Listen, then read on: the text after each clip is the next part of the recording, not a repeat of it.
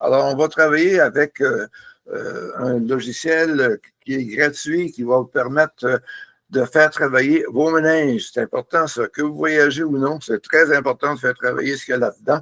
Et puis aussi, de vous aider à apprendre des langues et puis de façon assez exceptionnelle. Vous allez voir ce qu'il y en est tantôt. Alors, pourquoi apprendre une langue? Il y a beaucoup de recherches qui ont été faites là-dessus. Il y en a une importante de l'Université d'Édimbourg qui montrait que le bilinguisme ou le trilinguisme, ceux qui parlent plusieurs langues, ils ont des chances de vivre sans de problème de démence. Vous êtes au courant qu'avec le temps, il est possible qu'en vieillissant, ça peut se présenter chez plusieurs personnes, puis c'est dommage que ça arrive. Alors, c'est difficile de discuter avec des gens qui sont pris avec ce problème-là, mais au moins les gens qui ont travaillé encore leur cerveau, puis qui font des choses extraordinaires comme vous le faites tout le monde ici, je pense que ça va vous aider. Donc, alors je vous présente aujourd'hui le logiciel Memrise qui est gratuit, disponible en ligne, très populaire. On parle de 60 millions d'utilisateurs. Vous avez juste à cliquer sur Memrise en bas ici, puis vous allez rentrer sur le site en français, et puis vous allez voir un peu de quoi il s'agit. Alors, dans ce logiciel, il y a la possibilité d'apprendre plusieurs langues, dont l'anglais, puis c'est bizarre parce qu'ils ont deux sortes d'anglais. Il y a l'anglais américain, US, puis l'anglais britannique. Alors, ça a l'air que c'est l'anglais des deux cas. Donc, il y a moyen d'apprendre plusieurs langues, dont l'anglais, le japonais, l'espagnol, le russe, l'allemand, l'italien, le coréen, le chinois. Et tout ça, vous pouvez le faire demain matin chez vous gratuitement. Si vous voulez faire les 8 langues, il n'y a aucun problème. C'est possible et c'est chez vous et ça ne coûte rien. C'est bien qu'aujourd'hui, on va travailler un peu plus avec l'espagnol. Vous allez voir pourquoi ici tantôt. Alors, la force de ce système-là, c'est ils ont travaillé le contenu à partir de chercheurs au niveau de la mémoire. Apprendre une langue, c'est un gros problème et il faut se rappeler de tous ces mots-là. Alors, ils ont développé des techniques assez extraordinaires qui vous permettent de le faire tout en vous amusant. Alors, on va le vivre tantôt, vous allez voir, inquiétez-vous pas. Alors, dès qu'on rentre sur le site ici, vous avez les différentes langues possibles. Je mentionnais qu'il y a l'anglais Royaume-Uni puis l'anglais États-Unis. Et puis, au niveau de l'espagnol, ça peut se parler plus vite d'une place à l'autre, mais quand même, ça se ressemble beaucoup. Et il y en a beaucoup d'espagnol, bien entendu. Vous pouvez même apprendre le russe si vous voulez. Ah bon? Alors, pourquoi l'espagnol? Actuellement, il y a 475 millions d'habitants avec la langue espagnole. C'est évident que si vous allez en Espagne, en Europe, c'est évident que ça va être très important de vous débrouiller en Espagne. Et puis, si vous êtes ici sur l'Amérique, il y a le Mexique qui est très populaire. Et j'ai vu aussi qu'il y a beaucoup de restaurants mexicains au Québec. Bon, ils s'en viennent vivre ici. Ils se sauvent la belle chaleur pour venir au foie, mais ça a l'air qu'ils aiment ça. Bon. Et il y a des endroits comme la République dominicaine que j'ai eu la chance de visiter, Porto Rico aussi, Costa Rica, pardon, qui est très populaire pour les Québécois. Alors, donc, il y a beaucoup d'endroits où on peut parler espagnol. Et j'oublierai jamais la fois que je suis allé à Porto Rico. C'est vraiment supposé être américain. Sauf que quand on arrive à Porto Rico, c'est 99% en espagnol. Alors, si vous allez là, très joli, très moderne, mais arrangez-vous pour vous débrouiller en espagnol pour être bien reçu. Donc, il y a beaucoup de pays sur la planète où on parle espagnol et puis vous allez voir que si vous apprenez ça ici, ça va vous donner le goût de partir. Dans le logiciel, vous avez Memrise, il y a plusieurs sections. Il y en a une qui s'appelle Conversation. Alors, il y a 144 situations différentes pour utilisant l'intelligence artificielle. On va le vivre ensemble tantôt d'ailleurs. Alors, vous allez apprendre à commander un café. Oui, pourquoi pas, en espagnol, bien entendu, de vous brancher sur le Wi-Fi. Et dès que vous voyez le mot débutant, c'est très bon quand vous commencez. Okay? Il y a plusieurs émissions de débutants et à ce moment-là, ça va vous permettre d'apprendre plus facilement et d'aller voir la façon qu'ils procèdent. Tantôt, on va travailler surtout commander une tasse de café préférée avec Memrise et puis branchez-vous sur le Wi-Fi. Donc, on est sur le site comme tel, on voit qu'il est très populaire. Vous voyez 60 millions d'utilisateurs en ligne et vous avez juste à cliquer sur Memrise en bas ici, là. Alors, on peut apprendre différentes langues ici. Que ce soit l'anglais, le japonais, l'espagnol, on va voir ça, le russe, l'allemand et toutes ces langues-là. On va surtout travailler au niveau de l'espagnol, mais dans le logiciel, vous pouvez faire tout ça. C'est toujours gratuit. Mais on va voir un peu qu'est-ce qui se passe avec l'espagnol. Alors, ce matin, ici, on va voir les étapes pour commander un café. Et puis aussi après ça, aller sur le Wi-Fi. Vous voyez toujours Memrise, nous ferons une démonstration de l'approche IA. Alors, à l'écran suivant, ça dit comment se débrouiller en espagnol au restaurant avec l'intelligence de Memrise. Alors, tantôt, on va essayer de vous présenter, commander votre propre café en utilisant Memrise et puis comment se brancher avec le Wi-Fi. Et il y a 16 autres situations pour débutants. Quand vous commencez, vous allez voir un peu comment on fonctionne. Ça va vous aider. Après ça, comment commander une table, commander de la nourriture, demander des recommandations, complémenter le chef, payer au restaurant. Alors ça, ici, vous pouvez faire ça chez vous. C'est gratuit, c'est facile d'aller voir. Et en plus de ça, dans 50 langues, vous pouvez cliquer sur chacun des items, restaurant 1, 2, 3, 4. Et là, c'est un petit peu à l'ancienne, mais ça vous donne des trucs pour être capable de vous débrouiller dans un restaurant. Maintenant, on dit oui, c'est gratuit le truc avec des millions de personnes. Maintenant, il y a une version payante, on parle de 29 par mois si vous voulez l'avoir. C'est qu'une fois que vous êtes inscrit, il y a beaucoup plus de matériel disponible là, qu'on va voir ici, qui peut vous aider. Et puis, si vous ne l'avez pas, ben, on est capable de vivre quand même sans trop de problèmes. Alors, ça, c'est leur façon de procéder. Vous pouvez même vous abonner à vie si vous voulez. Mais vous pouvez toujours fonctionner de façon gratuite avec ce logiciel-là. Vous allez voir qu'il n'y a pas de problème. Il y a une possibilité aussi d'écouter la radio un peu partout dans le monde. Dans le montage, vous pourrez cliquer juste sur Radio Garden ici. Vous pouvez donc écouter la radio partout dans le monde, dans toutes les langues, dont l'espagnol, bien entendu. Et finalement, on vous encourage à visiter dans votre coin. Vous avez juste à taper dans l'Internet Latino espace Trois-Rivières, Latino espace Québec, Latino espace où vous habitez. Et il y a beaucoup de restaurants qui sont assez bien cotés. On voit la cote ici là, qui donne l'impression que ça a de l'allure. Et ça vous permettra d'arriver là-bas et de commander votre menu en espagnol que vous aurez pratiqué chez vous. OK? Alors ça, c'est pour la ville de Québec. Si vous allez à Montréal, ben, il y en a beaucoup d'autres, Fusion Latino et tous ceux-là ici. Même que dans ce cas-là, il y a une possibilité de commander par téléphone en espagnol parce que vous allez être bon et vous allez pouvoir faire livrer ça par Uber Eats. Je sais que Fusion Latino à Verdun, ils vont vous l'envoyer gratuitement. OK? Alors, puis il y a une très bonne évaluation de ce restaurant-là. Il y en a d'autres aussi. Donc, à ce moment-là, ça, c'est une autre possibilité où vous pouvez pratiquer votre espagnol chez vous avant de partir autour de la planète. Alors, en d'autres mots, vous avez les outils pour faire travailler votre cerveau, apprendre différentes langues chez vous, ça ne coûte rien, et la possibilité d'aller manger la nourriture ici même au Québec avant de partir. Et puis, je pense qu'avec ça, vous allez avoir beaucoup de plaisir pour cet hiver, parce que l'hiver, c'est long des fois. Hein? Alors, vous pouvez faire ça chez vous, au chaud, et puis commencer à vous préparer pour vous débrouiller en espagnol.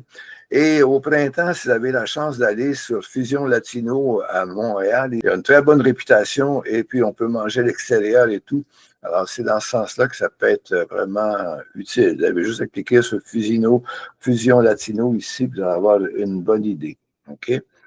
Et au bout, vous avez droit à un certificat. On peut vous donner un certificat en bonne et due forme parce que vous l'aurez mérité, que vous vous débrouillez en espagnol. Bon, OK. Là, vous voyez la tasse de café. Wow. Je clique là-dessus 2 fois. Est-ce qu'il va s'ouvrir? Ah, Buenos voyez-vous, días. ¿Qué café te gustaría? Puis là, on s'aperçoit ici qu'il y a un bout de phrase, c'est lui qui nous parle. C'est un robot qui nous parle. Si je veux l'entendre une deuxième fois, je clique là-dessus ici. Buenos días. ¿Qué café te gustaría? Ça. Alors, si vous êtes tout débutant, vous n'avez aucune idée de quoi il parle, vous pouvez cliquer sur Traduire ici en bas. En cliquant sur Traduire, vous avez Bonjour, quel café aimeriez-vous? Ah, déjà pas si mal. Vous ne savez pas quoi répondre parce que vous êtes vraiment très débutant. Vous allez en bas dans ce qu'on appelle Indice. En cliquant sur l'indice, il va vous donner des Me gustaría un café con leche, por favor. Il vous suggère ça. OK? Alors, si vous dites, ouais, ça a de l'allure, ça, on peut le pratiquer, bien entendu. Là. Alors, je voudrais un café au lait, s'il vous plaît. Clique sur le micro une fois. Me gustaría un café, por favor. Puis là, en cliquant une deuxième fois, il arrête, voyez-vous? Me gustaría un café, por favor. Alors, si je clique là-dessus, il va traduire ce que je viens de dire en cours de ¿Qué traduction. tipo de café prefieres? ¿Espresso, cappuccino o tal vez un café helado? Donc, il me suggère différents cafés. On va aller voir c'est quoi, traduire. Alors, quel café préférez-vous? Espresso, cappuccino ou peut-être un café glacé? Alors, une cappuccino, on va dire, OK? Si je veux, je peux avoir de l'indice en cliquant sur l'indice ici, mais on va essayer sur cappuccino. Je clique une fois sur le micro. Un cappuccino, por favor. Puis là, ici, je clique sur la flèche à droite ici, là, parce que mes deux écrans, ça fait d'autres. Là, il va traduire ce que je viens de dire dans sa langue pour qu'il puisse ¿Te comprendre. gustaría azúcar en tu cappuccino? Oh, Talek me demande quelque chose dans le cappuccino. Alors, on veut savoir c'est quoi. On peut cliquer sur indice. Alors, avec du sucre ou pas de sucre. OK, alors je vais dire ici, con azúcar, por favor. Puis quand vous avez terminé, c'est là que vous cliquez sur le micro. Voyez-vous, c'est un petit bout de ça. Puis là, ici, il va traduire ce que je viens de dire. Clique en azúcar, por favor. Puis là, je clique à droite ici. Ça le traduit dans sa langue à lui. Alors, ¿Qué nombre debo poner en tu taza? oh, que nombre debo poner en su taza? Quel nom, j'imagine? On va regarder ça sur traduire. Quel nom devrais-je mettre sur votre tasse? Ah, on va me baptiser. Moi, je clique sur le micro une fois. Mi nombre es René. Puis je clique une dernière fois sur le micro. Et je clique à droite ici. Et puis, est-ce qu'il va comprendre? Genial, René. Ahora prepararé tu pedido. Donc, il m'a dit c'est génial, puis il va préparer mon café. Est-ce qu'il a vraiment dit ça? On va voir ça. Super, René. Je vais préparer votre commande maintenant. Alors, vous avez vu le dialogue qu'on a fait? On est parti parce que lui nous a posé une question. On a essayé de répondre avec des indices. Et puis là, il m'a compris, puis il me demande de préciser le genre de café que je voulais. Espresso ou bien helado, froid ou chaud. Encore là, écoutez, il a compris ce que je disais. Est-ce que vous voulez avoir du sucre ou pas de sucre ou cappuccino? Encore là, j'ai répondu comme je pouvais. Puis à ce moment-là, il me demande mon nom. Bon, mon nom, c'est René. Alors, il m'a compris. Génial, René. Je ne savais pas que c'était espagnol, mais quand même. Alors, voilà, prépare un depedido. Il prépare le café comme tel. Alors, la conversation est terminée. En d'autres mots, si vous le faites 2 puis 3 fois, ça risque d'être un petit peu différent parce que lui-même va peut-être ajouter des questions. Voulez-vous de la crème puis tout ça? Alors, on réagit avec un robot, mais qui n'est pas là. Alors, puis en plus, ça nous donne des points. OK? Alors, ça, c'est pour le café. Si on se dit que se continuer, c'est là qu'il devient intéressant ici. On va apprendre des mots. que ça aussi, on a plongé dedans. Et là, comme ça fait un bout de temps que je le fais, il commence à me connaître un peu. En entrée ici, de primero, ça se peut De dire. primero. Ah, ça a l'air qu'il l'a aimé cet envers. Tu peux répéter que día te viene, me puede repetir. Ça ressemble à répéter, ça doit être ça. ¿Me lo puedes repetir? Hey, ¿Tenéis? okay. Alors, voyez-vous, il fait de deux façons. ¿Tenéis? Hein, tenir. Avez-vous. ¿Tenéis? Alors, avez-vous. Tenir. OK. Continuez. ¿Me lo puedes repetir? Oh, comment ça? Là, non. ¿Me lo puedes repetir? Là, c'est du vrai monde qui embarque, là. Ça, c'est drôlement intéressant. Alors, moi, je pourrais les répéter. Ah, puis là, c'est pas facile en espagnol. Il faut y aller avec des signes avant et après. Alors, ici, si je répète ça, ça commence à l'envers. Mais puedas lo repetir, puis à la fin, ça ici, vas-tu l'accepter? Alors, on va voir. ¿Me lo puedes repetir? ¿Me lo puedes repetir? Ah, un autre me le répète encore. Ah, ben, c'est intéressant, ça, hein? ¿Me lo puedes repetir? On a deux voix en plus. Ça devient drôlement intéressant. Alors, si, là, je viens d'apprendre ça, avec du vrai monde, hein?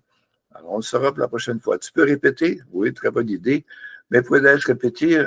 Alors, ¿quiénes eres? ¿Dónde? Avez-vous? ¿Tienes? ¿Tenéis? Tenéis, OK. C'est comme ça que ça nous rentre dans la tête parce que ça revient souvent. Nous avons tengo, tenemos, nous tenons. ¿Tenemos? Tenemos, OK. En plat général, en plat principal ou en plat de résistance. On est dans le menu, là.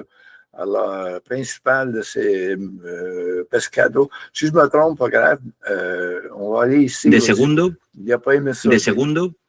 Alors, de segundo, c'était en plat principal, voyez-vous?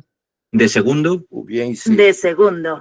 Les deux voix le répètent. Alors, on vient d'apprendre ça, là. De segundo, ça veut dire vraiment le plat principal.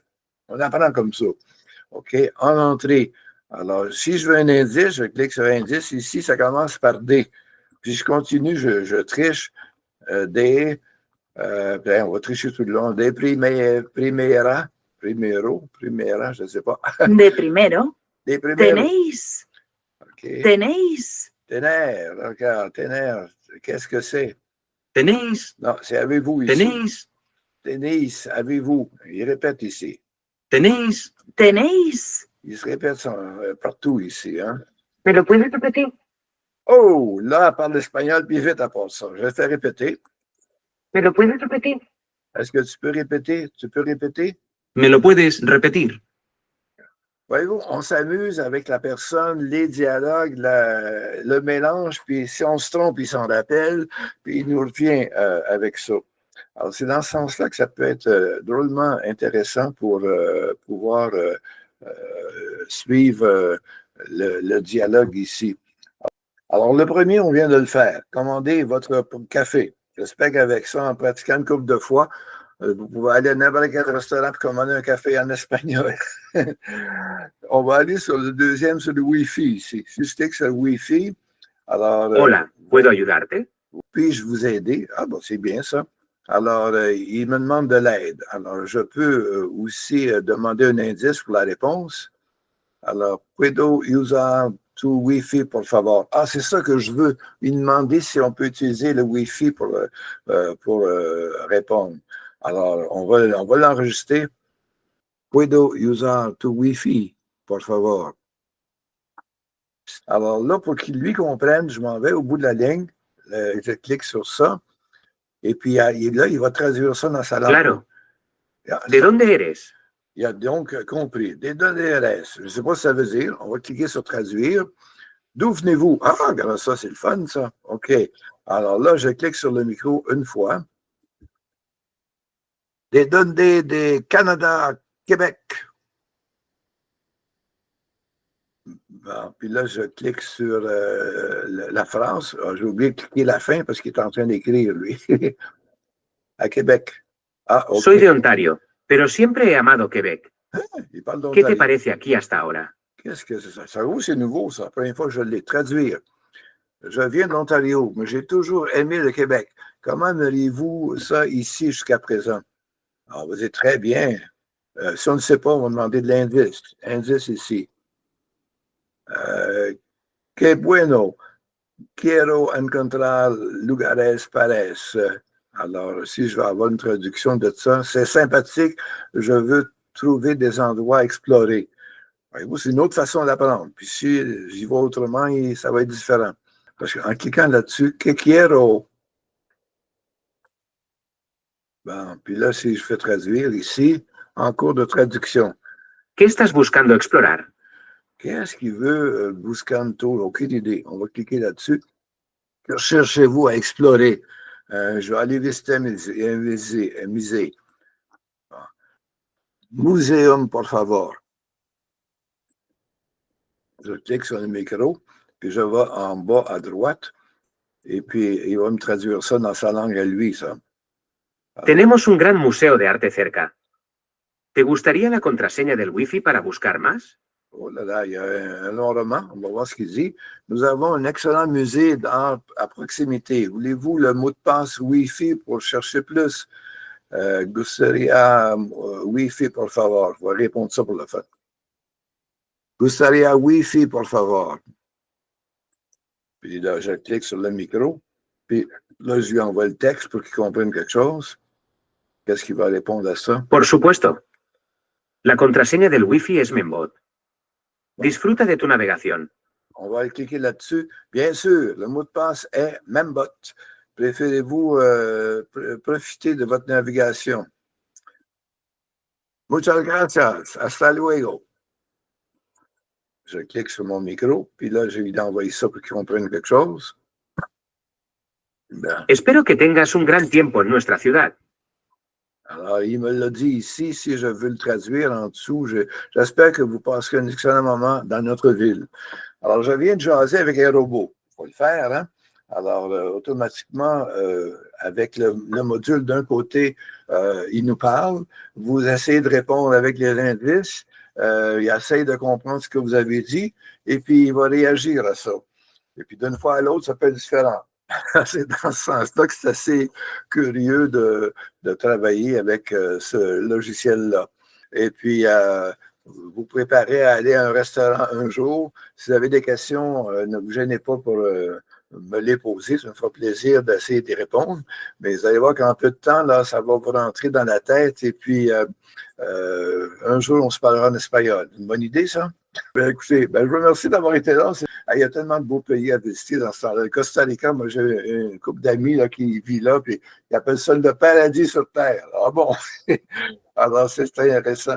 Et quand je suis allé à Porto Rico, moi, imaginez-vous donc qu'à un certain moment, je reçois un message en français d'un jeune portoricain.